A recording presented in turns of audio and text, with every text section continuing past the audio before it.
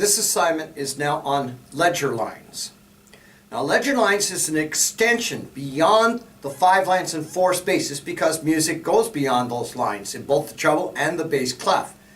So many instruments, like say the flute, read 6 ledger lines and a space above the staff, whereas the clarinet reads 3 ledger lines and a space below the staff. So you need to know how to read music above the staff and below the staff in both treble and bass clef. This particular video will only be on ledger lines in the treble clef. So let's get started. Now, when we were talking about music before, we had 7 letter names which just repeated themselves over and over and over again. They don't change. A, B, C, D, E, F, G. A, B, C, D, E, F, G. If you're going up, if you're going down, G, F, E, D, C, B, A. G, F, E, D, C, B, A. And it just keeps repeating itself. Going up or down, there's still only 7 note names. It just goes over and over again around the circle. Now the same thing exists in ledger lines. First of all, you know the lines of the treble clef as being E, G, B, D, and F. Every good boy deserves fudge. Notice F is common to both of these. And then your spaces are F, A, C, E. Well, look at that. The beginning or the end of the spaces is the beginning of the lines. So we can then conclude that it also goes over and over again. And if that's the case, then it would go E, G, B, D, F. And then from there we would go F, A, C, E. And from there we would go E, G, and keep going around until we go all the way up.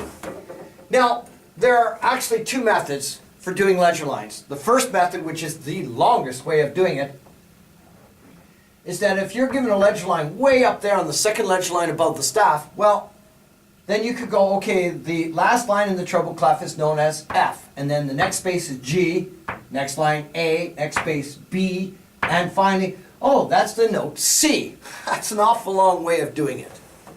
A simpler way of doing it is recognizing that circular pattern I told you about. So therefore, if you have E, G, B, D, F, then this is going to be F, A, C, E. And then the next ledger line above that, the 4th ledger line up, is going to be the note G. Why? Every good, and the next ledger line boy, next ledger line deserves D, and so forth. It just keeps going. So when you're talking about the lines, then F, A, C, E. Now the spaces, the last space that you know is E. F, A, C, E.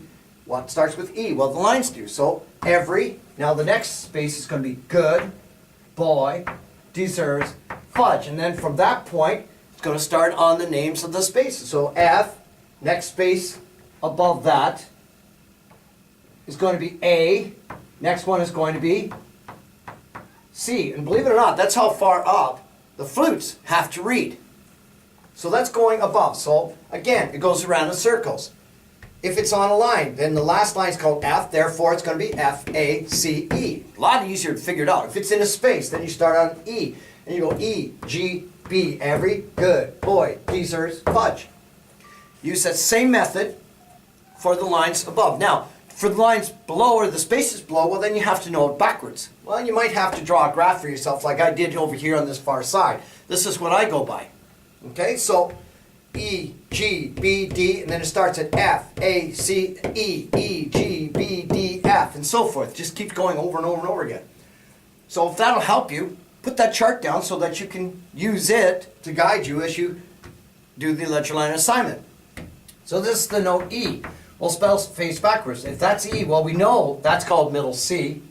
That's called F. Sorry, A. That's called F.